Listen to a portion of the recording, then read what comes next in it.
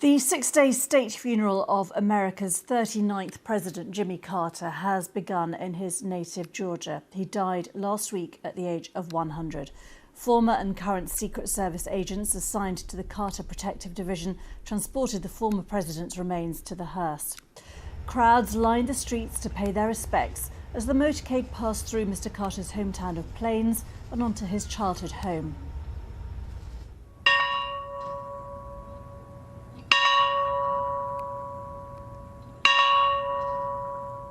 And the National Park Service saluted President Carter and rang the historic farm bell 39 times. His motorcade will travel to Atlanta to the Carter Presidential Center, where he will lie in repose until early on Tuesday.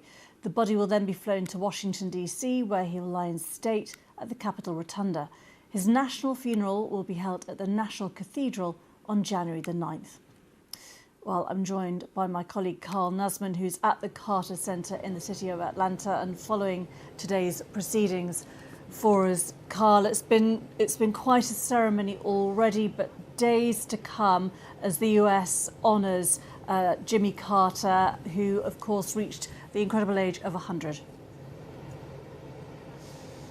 Yeah, he was America's, America's oldest living president, 100 years of age. We're here in Atlanta, outside of the Carter Center and Presidential Library, really kind of the headquarters of his post-presidency, where he did so much work for many decades after leaving the White House. We should say there's already a bit of a memorial outside here in front of the sign, people coming by, leaving flowers, little bits of mementos. There's actually a box of peanuts out there for the peanut farmer from Georgia. We saw that video there from his boyhood farm. There are also, of course, people here who knew the former president best. We're going to be speaking with one of them now. I just want to bring in Dr. Jenny Lincoln, Senior Advisor for Latin America and the Caribbean at the Carter Center. Thank you for joining us.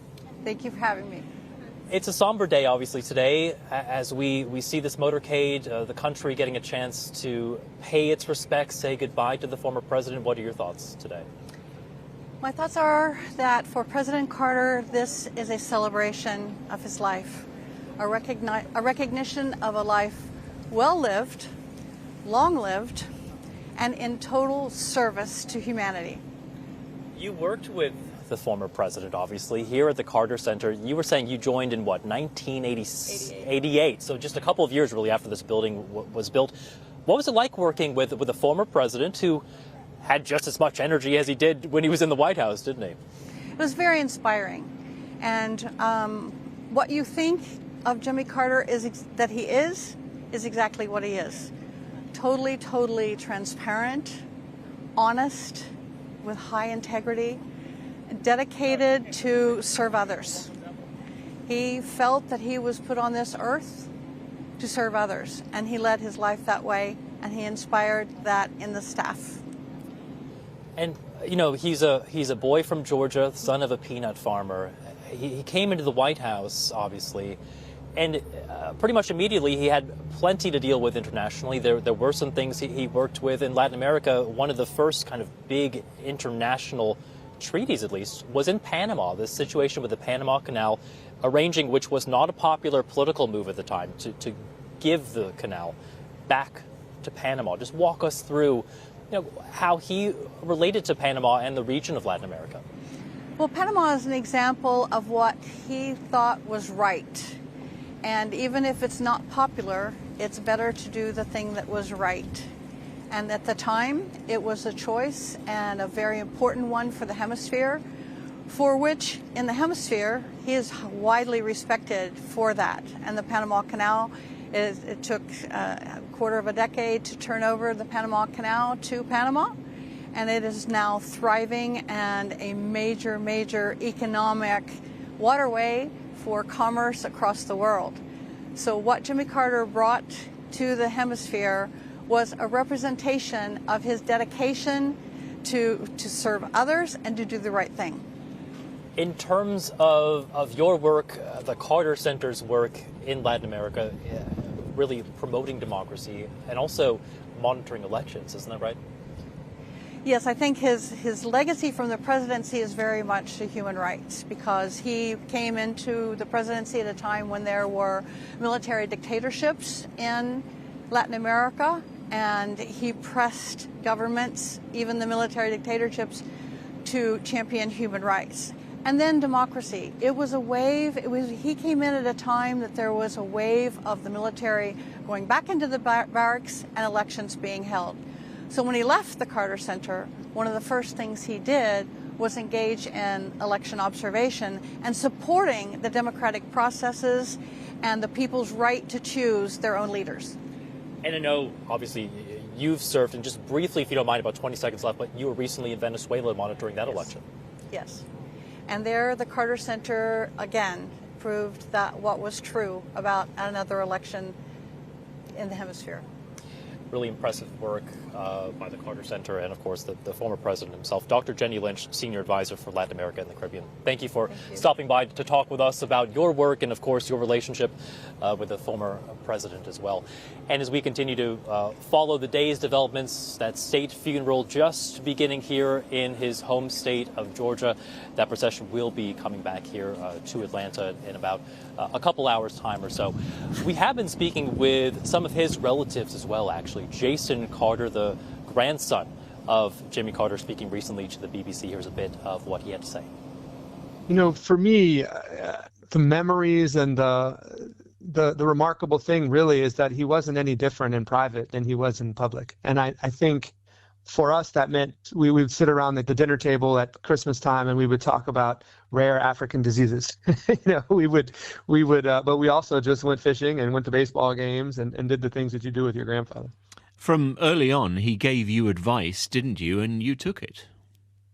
Yeah, his mother turned 70 in the Peace Corps.